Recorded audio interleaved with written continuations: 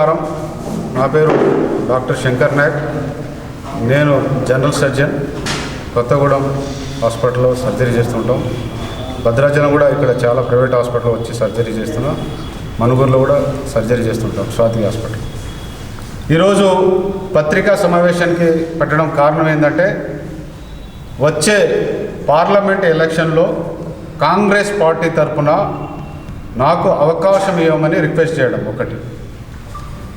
అందులో కారణం ఏంటంటే, మేము తెలంగాణ ఉద్యమంలో కీలక పాత్ర పోషించాం. తెలంగాణ రావడానికి అనేక ఉద్యమాలు చేశాం. సింగరేణిలో కార్మికులతో పాటు యువతతో పాటు అందరితో వెళ్ళి తెలంగాణ ఉద్యమంలో పార్టిసిపేట్ మీకు తెలిసిందే. రెండవది, మహబూబాద్ పార్లమెంట్ నియోజకవర్గం కింద వస్తుంది ఇది. ఈ మహబూబాద్ పార్లమెంట్ నియోజకవర్గంలో భద్రాచలం, పినపాక, ఇల్లందు ఉంటేనే చాలామంది కన్ఫ్యూజన్ ఉంటుంది. ఎప్పుడు మహబూబాదు మన ములుగు బంజారాసే వాళ్ళు అవకాశం తీసుకుంటారు. ఫర్ ఎగ్జాంపుల్ మన బలరాం నాయక్ గారు కానీ ఆయనకే ఎక్కువ సార్లు 3 సార్లు అవకాశం కల్పించారు కాంగ్రెస్ పార్టీ నుంచి. ఈసారి ఈ కొత్తగూడెం జిల్లాలో 4 మనకి 5 నియోజకవర్గంలో 4 ఎస్టీ ఉన్నాయి. 4 మనం కాంగ్రెస్ పార్టీని 4 ఆదివాసులకు ఇచ్చాం. మనకి దురదృష్టశాతం మా అన్నగారు ఇక్కడ పొదవీర గారు ఓడిపోయారు. యాక్చువల్లీ పొదవీర గారు కూడా ఎమ్మెల్సీ వాళ్ళని డిమాండ్ చేస్తున్నాం. అదొక భాగం. ఈ 4లో మాకు బంజారా కమ్యూనిటీ నుంచి భద్రాచలం, పినపాక, ఇల్లందు బంజారా కమ్యూనిటీ నుంచి మహబూబాద్ ఎంపీకి అవకాశం ఇవ్వాలని ఇది మా కోరిక. ఇది ధర్మమైన కోరిక, న్యాయమైన డిమాండ్.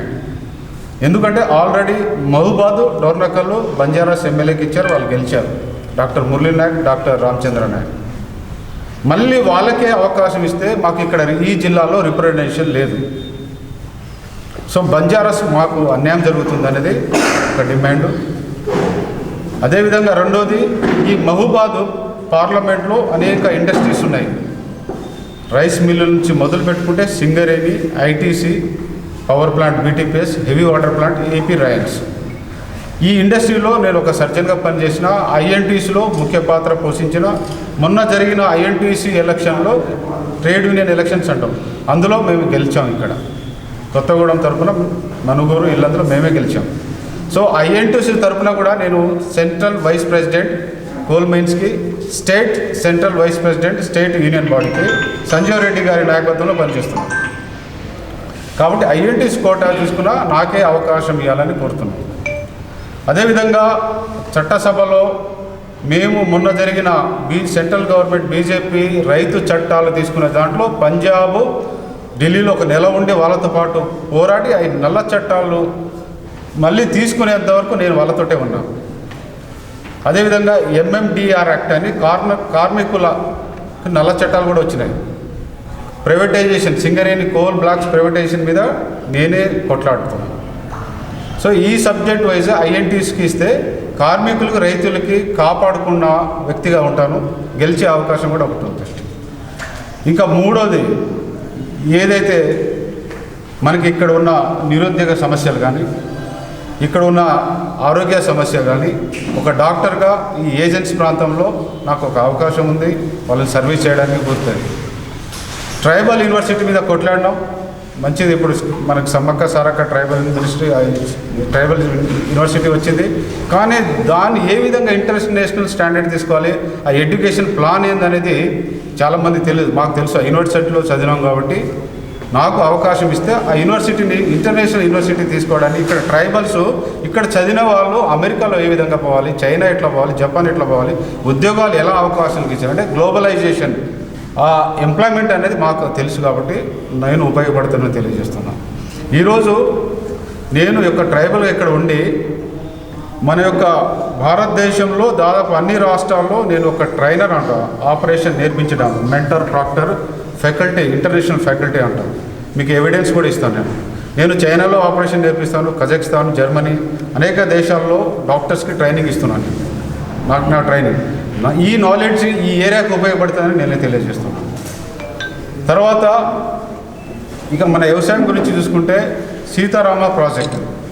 ఈ సీతారామ ప్రాజెక్టు మళ్ళీ టీఆర్ఎస్ ప్రభుత్వంలోనే అది అంత సగం అయిపోయింది.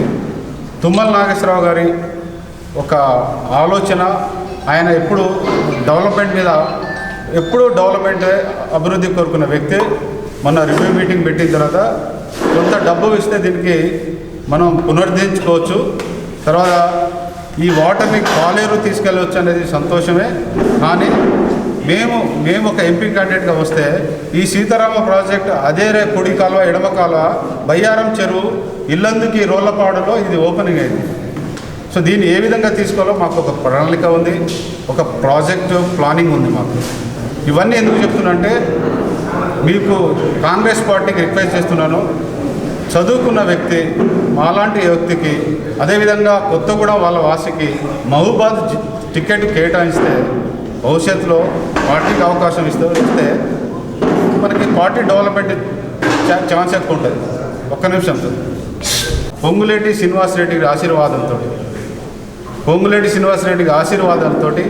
ఆయన ఆదేశాల మేరకు తూచా తప్పకుండా పాటించి కొత్తగూడెంలో సిపిఐ గెలవదన్నా కూడా నన్ను ముందు పెట్టి కొత్తగూడెంలో కష్టపడి హాహర్ మినిస్టర్ 24/7 కష్టపడి ఆ గెలుపు సిపిఐకి ఇచ్చాము. నేనే కష్టపడ్డా. ఆ రోజు 5 కౌన్సిలర్లు వెళ్ళిపోయారు, 5 సర్పంచ్లు ఎవరు లేరు సిపిఐ దాంట్లో. ఒక్కడే నిలబడి పొంగులేటి గారి దగ్గర ఉన్న రైట్ లెఫ్ట్ హ్యాండ్ కూడా వెళ్ళిపోయారు, జలగం వెంకటరావుకి వెళ్ళిపోయారు. అయినా నిలబడి ఆ సాంబశివరావుని గెలిపించుకొని పొంగులేటి గారికి కానుకకి ఇచ్చాము, గిఫ్ట్ ఇచ్చేసాము పొంగులేటి గారికి. మళ్ళీ మన సింగరేణిలో కూడా నాకు ఆదేశాలు ఇచ్చారు, మళ్ళీ సింగరేణి గెలిపించుకున్నాం. నేనేమంటున్నా అంటే మేము రిజల్ట్ ఇచ్చాం కాబట్టి మా వర్క్ చూసి సీట్ ఇవ్వమంటున్నాం. మీరు ఏదో పెద్ద పేరు చూసి వస్తే దామోదర్ రెడ్డి గారు లాస్ట్ టైం సూర్యాపేట మీరు ఎగ్జాంపుల్ చూసుకోండి, పటేల్ రమేష్ రెడ్డి సీటు సర్వేలో దామోదర్ రెడ్డి గారు సీనియర్ అంటే ఓడిపోయినాం మనం. అదేవిధంగా ఇక్కడ సీనియారిటీ కాకుండా వర్క్ చూసి, ఎలిజిబిలిటీ చూసి, మా యొక్క ఎడ్యుకేషన్ చూసి, మా సర్వీస్ చూసి సీట్లు ఇవ్వమంటున్నాం, మా సబ్జెక్ట్ చూసి అని కోరుకుంటున్నాం. మాకు ఇక్కడ ఆదివాసీ మిత్రులు కూడా సపోర్ట్ ఉన్నారు చాలామంది. సో వాళ్ళు కూడా మమ్మల్ని ప్లాన్ చేస్తున్నారు. లోకల్ కాంగ్రెస్ వాళ్ళు కూడా మాకే సపోర్ట్ ఉన్నారు. ఎందుకంటే మేము వాళ్ళని పిలవలేదు, ఎందుకంటే ఇది ఒక మళ్ళీ గ్రూపిజం అవుతుంది. మేము రిక్వెస్ట్ అప్పీల్ పెట్టుకున్నాం, ఈరోజు మా అప్లికేషన్ అప్పీల్ పెట్టుకుంటున్నాం మాకు సీట్ కేటాయించండి అని. డెఫినెట్ అందరూ మాకు సపోర్ట్ చేస్తున్నారు. 7 నియోజకవర్గాలు మేము పనిచేస్తున్నాం 5-6 సంవత్సరాల నుంచి. అది సర్జరీ హాస్పిటల్ కావచ్చు, సర్వీస్ కావచ్చు, సింగరేణి కార్మికుల గురించి కావచ్చు, రైతుల గురించి కావచ్చు, ప్రాజెక్ట్స్ గురించి కావచ్చు. 1/70 కూడా ట్రైబల్ నాన్ ట్రైబల్ని బ్యాలెన్స్ చేయడంలో ముందు పాత్ర పోస్తాం. 2 కన్నులు అంటారు, ఈ కన్ను లెఫ్ట్ కన్ను, ఏ విధంగా స్వార్థం లేకుండా సర్వీస్ చేయడానికి ముందుంటామని తెలియజేస్తాం.